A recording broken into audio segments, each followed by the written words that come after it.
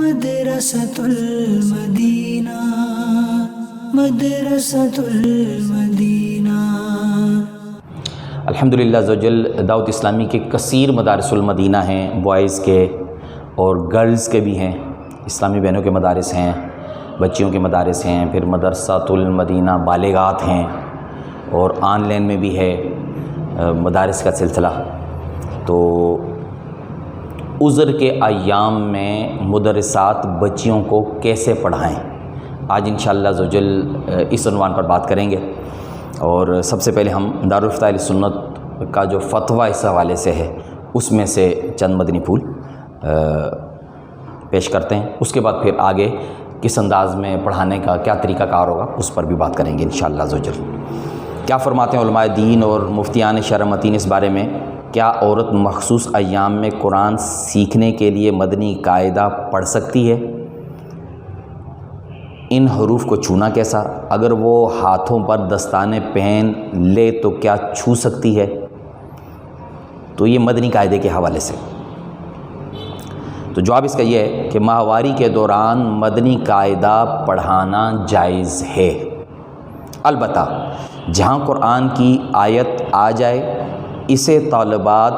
نہیں پڑھ سکتی، البتہ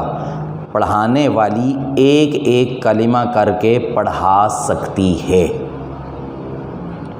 مزید لکھا ہے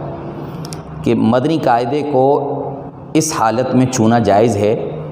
کہ قرآن کے علاوہ دیگر اسلامی کتب کو چھونا جائز ہے، البتہ جہاں قرآن پاک کی آیت ہو اسے نہیں چھو سکتی۔ دستانے پہن کر بھی نہیں چھوا جا سکتا کیونکہ دستانے تابع ہیں۔ صدر شریعہ مفتی امجد علی اعظمی رحمۃ اللہ تعالی علیہ فرماتے ہیں اگر قرآن عظیم جزدان میں ہو تو جزدان پر ہاتھ لگانے میں حرج نہیں، یوں ہی رومال وغیرہ کسی ایسے کپڑے سے پکڑنا جو نہ اپنا تابع ہو قرآن مجید کا تو جائز ہے۔ کرتے کی آستین، دوپٹے کی آنچل سے یہاں تک کہ چادر کا ایک کونا اس کے منڈے پر ہے، دوسرے کونے سے چھونا حرام ہے، یہ سب اس کے تابع ہیں جیسے چولی قرآن مجید کے تابع تھی۔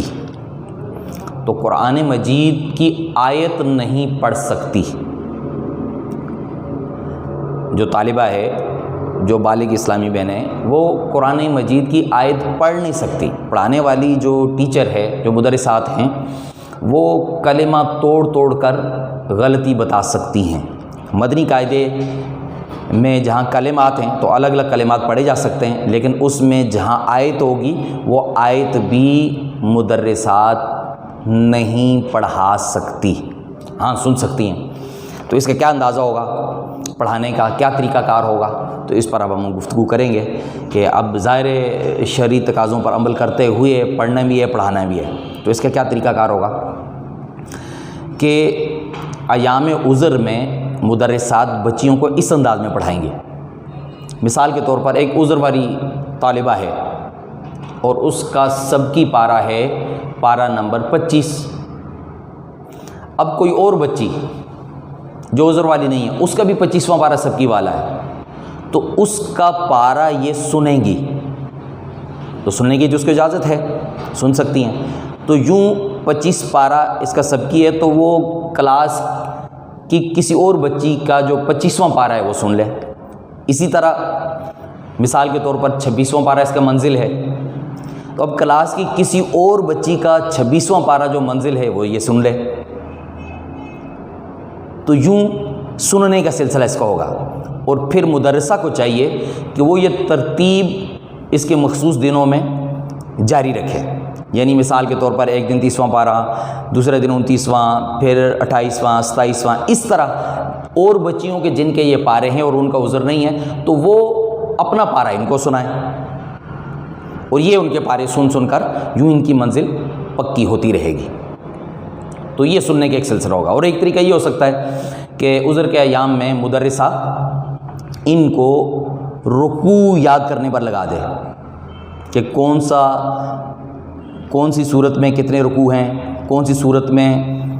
کتنی آیتیں ہیں، ان پر لگا دے، تو اس کو یہ یاد کرتی رہیں ساتھ ساتھ۔ ایک طریقہ اور یہ بھی ہو سکتا ہے کہ مکتبۃ المدینہ سے جو ریکارڈنگ ملتی ہے پاروں کی، ان کے سننے کی ترکیب بن جائے کہ ہینڈ فری لگا کر اگر کوئی سہولت ایسی ان کو مل جائے کلاس میں تو وہ یہ سنتی رہیں۔ اسی طرح گھر میں پڑھنا ہے تو پڑھنے کی اجازت تو نہیں ہے، سننے کی ہے تو سننے کی گھر میں یوں آڈیو ریکارڈنگ اپنا مکتبۃ المدینہ کی جو ہے وہاں پر ریکارڈنگ جو ہے اس کو یہ سن لیں، تو یوں سننے سنانے کا ان کا سلسلہ رہے تاکہ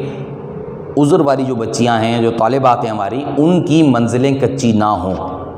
اور مدرسات کو تو یہ ہے کہ وہ کلمات پڑھ کے سنا سکتی ہیں، یعنی مدرسہ خود عذر میں ہے تو آپ کیا کریں، وہ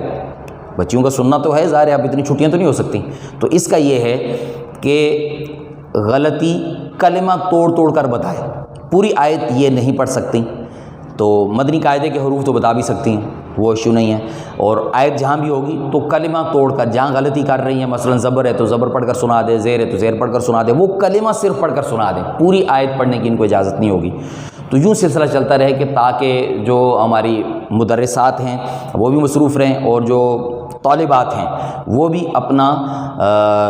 منزل کے حوالے سے کوئی ایسی کمزوری نہ آئے کہ ان کی منزل کچی ہو، تو اس انداز کو اپنا کر یہ اپنی منزلوں کو پکی رکھ سکتی ہیں، سب کی کو پکی رکھ سکتی ہیں۔ امید ہے اس پر کوشش کی جائے گی تو انشاءاللہ عزوجل بھرپور فائدہ ہوگا۔ آمین بجاہ النبی الامین صلی اللہ تعالی علیہ وآلہ وسلم۔